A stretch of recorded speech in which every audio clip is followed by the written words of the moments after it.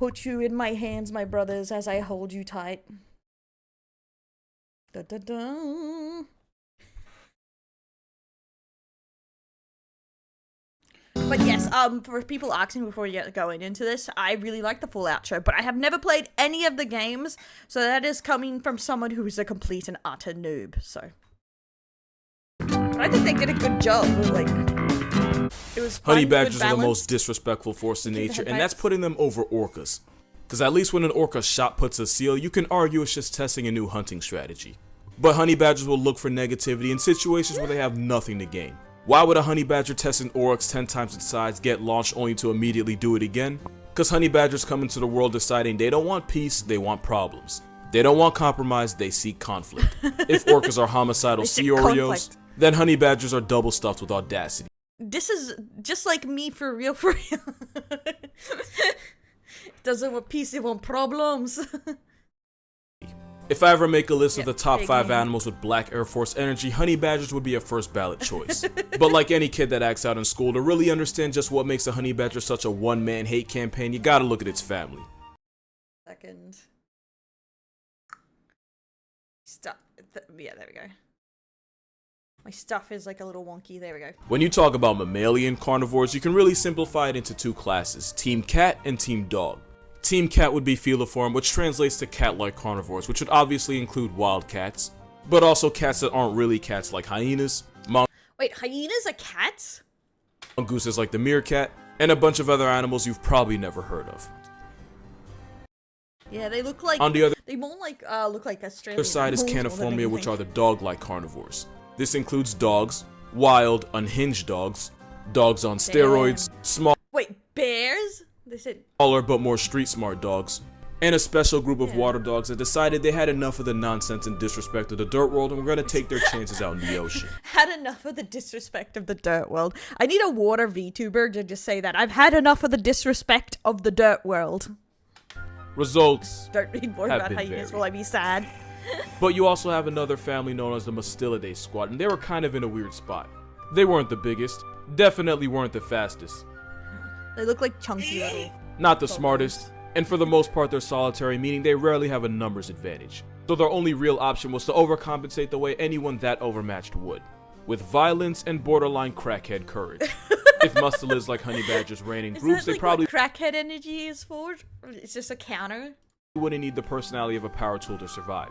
Because gang violence may be unethical, but in the wild, it's a way of life. It's the reason African wild dogs are one of the most efficient groups at canceling life subscriptions. Because team play is high welcome in. The gang violence, hilarious. High key underrated. Ants are probably the best eusocial insects in the game, and it's almost scary how well they work together. Led by a queen who can almost check in at the same weight class as a mouse, ant society is built on a hierarchy where everyone has a job. Female ants are workers who can have tasks such as cleaning the eggs and feeding the larvae. Queen ant's job is to supply the ant census with new bodies by constantly spawning eggs, and some species can spit out over 800 in one day. Male ants have one job, and it's to supply the queen with baby batter and then exit the census once they fulfill that purpose. Baby batter, I hate they have that no rights, no free will, they're basically walking ejac packets. And if you ever wanted to know just baby batter, what ant society is like, the Ants Underground Kingdom is a simulation strategy game with millions of players already my fucking god, he did not segue this into an ant strategy game that they're always pimping. From stream elements and stuff. Oh my god. You can hatch and develop your own ant army, including rare ones like the loud. Banshee ant, which is based on an actual insect that isn't really an ant, it's a type of wasp. You can also unlock new buildings like toxic fungi, gorgeous pearl, special nests, and more. Now here's the fun part. The ant armada includes guardian ants, shooter ants, and carrier ants. Plus you can call on reinforcements in the form of scorpions and spiders. It's like Game of Thrones, but with ants. PvE wise, you can run fades with jumping spiders, giant mantises, and more. You can choose what alliances you want to join and then make friends with players from all around the world. They're all not great, and mercilessly backstab them at every turn because there's no church in the wild and hell is not a consequence. Make sure you download the Ants Underground Kingdom and use the redemption code to cash in on a bunch of benefits the game is offering just in time for the holidays to make sure your army is the strongest one. But if you're a honey badger, the strongest army is always an army of one. Honey badgers could be the mascots of Mirrorless because they don't ever give them, they just take them. And when I say it runs in a family, you can tell the honey badger took something from all of their cousins and made it theirs. We're gonna get to those cousins, don't worry. But first we gotta talk about what makes honey badgers such a middle finger to the natural order. First is the fact that they're not indestructible, but damn it, they're pretty close. Honey badger skin is tough and resilient, able to withstand bee stings, snake bites, and brutal maulings that would certainly be a game over for other animals. So you could even come at a honey badger with a machete and I've been, my internet like popped out or something. One sec.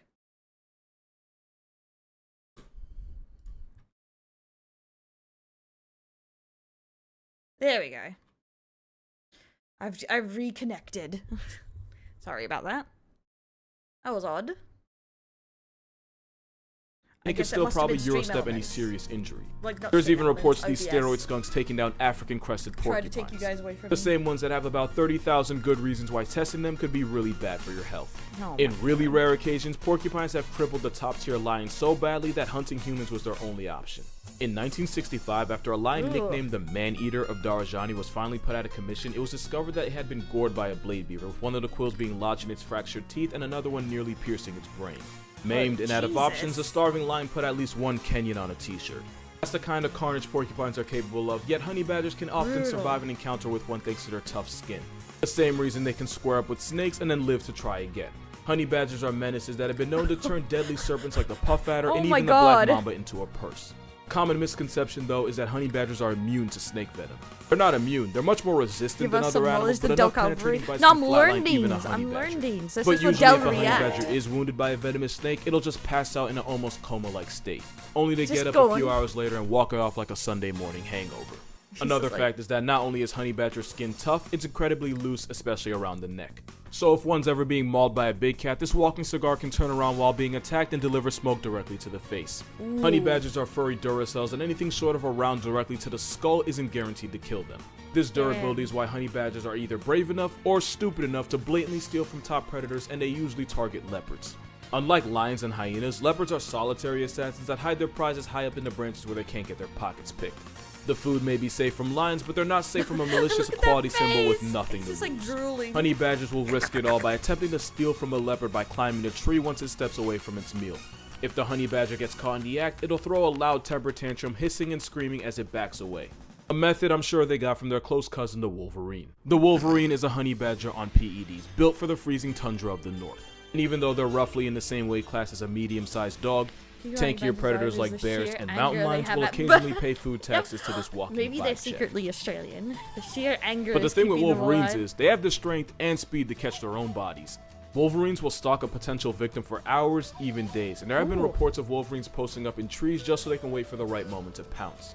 But why waste the energy or calories doing that when you can just pickpocket a grizzly or clutch a 2v1 versus wolves? Gotta pose for and just camera. Like the honey badger, wolverines will attack anything with a pulse. Difference is they have the tools to actually stop it. One wolverine put a polar bear in a headline after clamping its vice grip jaws around the struggling bear's throat. Killed a bloody polar bear? Oh my god. Until it's suffocated. There have even been reports of a wolverine dropping a female moose by ripping at its shoulder blades until it eventually tapped out. In comparison, a moose? Just ripped out the moose? It's a honey badger. And honey badgers have allegedly KO'd units like the Cape buffalo and water buck. Except the honey badger's methods are different. Wolverines are little man syndrome but with bear trap jaws. Even oh my god, little shit. Though they might not have superhuman healing powers, they do have rotated teeth. Wolverines are equipped with upper molars rotated 90 degrees inward, meaning they can easily eat a grizzly bear's leftovers even if it's half frozen. That dental plan is why a wolverine will eat every part of an animal right down to the bones. Yeah, he plays dirty. Well, that's the thing, animals play dirty. But these prison-striped weasels do pack a nasty bite, and they've been seen tearing into tortoises. Wolverines have one more secret, and it's that they smell really, really foul. Not only will they use the power of liquid booty as a just like a Yu-Gi-Oh pro player, using that stank to win. They'll spray the scent over any food they find to make sure no one else touches it. Which is why the wolverine is also nicknamed the skunk bear. Honey badgers also weaponize their south side. When threatened or just annoyed, the honey badger will I'm sorry, these faces are hilarious. Its anus inside out and release a liquid so vile it can suffocate anything near it. In fact, the smell is so offensive it can temporarily paralyze attacking bees. It's not hard to see how the skunk bear and the felony ferret pull up to the same family reunion. But you can RSVP the otter to the same function. Otters are considered the most intelligent of all mustelids, and they're a part of the rare group of animals that are able to create and use tools. This one's using a vending machine. I'm on YouTube. In fact, they're so smart that in the 60s, the CIA allegedly tried to weaponize them. I actually made a video on this in the auto report that was created on my TikTok, so definitely go check that out. Yeah, they're also an anomaly in that they're one of the rare social mustelids, which should give you mixed feelings. Because yes, sea otters will hold hands while sleeping so they don't float away. Despite my lack of emotion, I find that adorable. Otters are kind of creepy. But otters, especially river otters, will jump anything that enters their territory, from caimans to jaguars to idiots with iPhones. If you want your idea of otters to be completely slaughtered in 10 seconds, Google otter and attack and count how many articles you get. A pack of 20 nearly took a man off the Singapore census permanently.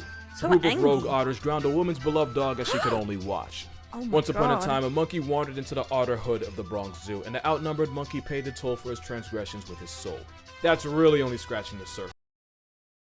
Oh my god. They fucked up the monkey?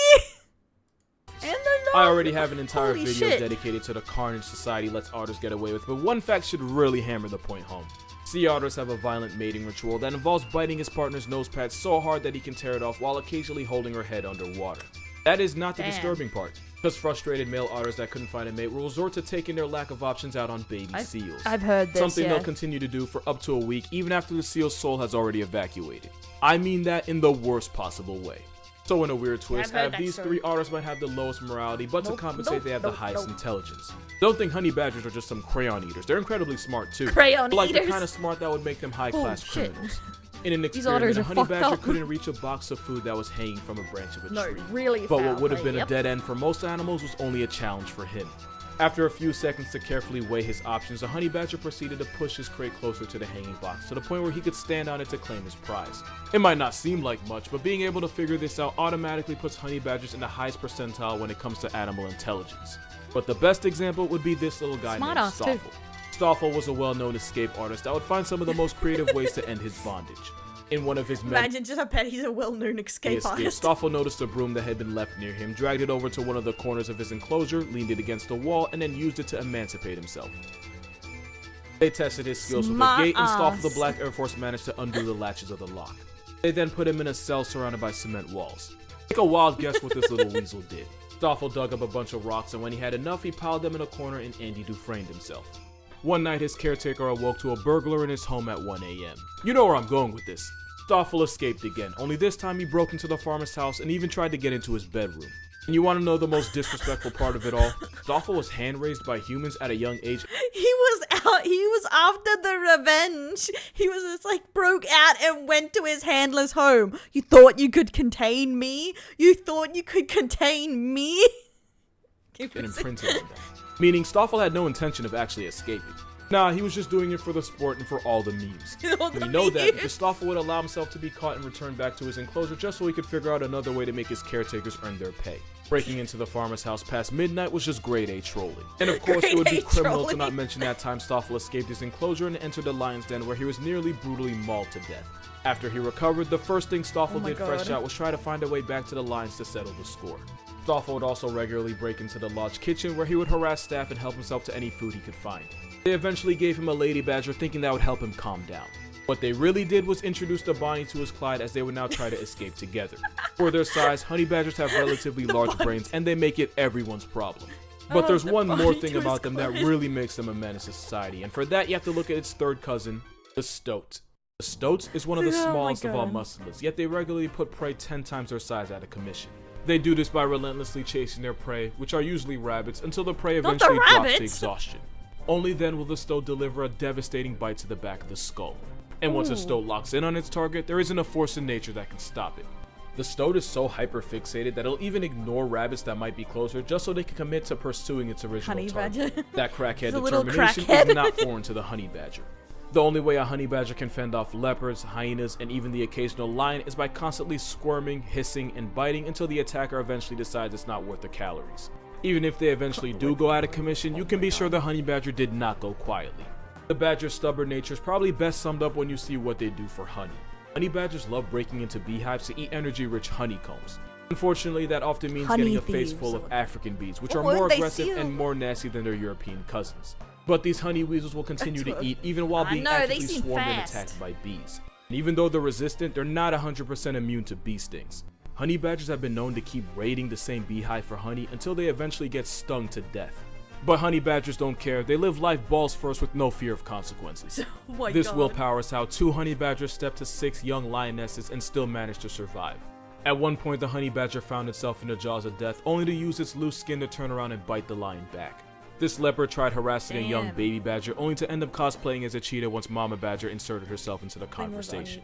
Speaking of cheetahs, honey badgers have such a reputation that it's widely believed that cheetah cubs evolved to mimic their coloring to avoid confrontation with predators. Whole predatory cat and evolution forced them to impersonate an African bush weasel just to get more respect. Hell for cheetahs, but another notch on a honey badger's chastity belt. I say chastity because they don't give a f. With the strength and durability of a wolverine, the intelligence and morale deficit of an otter, the pure coke-fueled willpower of the stoat. Oh my God. The honey badger is the only thing alive that can make a bowl cut intimidating. And that's gonna do it for this video, which was by far one of my most fun to make. If you want to support this channel, my Patreon's gonna be in the description. Also like the video or suffer a honey badger vasectomy. Other than that, drink water, hug your parents, happy holidays, and see you in the next one. Ta-da! Yeah, I found this channel through someone else, and apparently a lot of his videos are interesting because I didn't know. I guess a lot of TikTokers are on YouTube now, but yeah, I learned something. Though my brain hurts and now I'm scared. Can't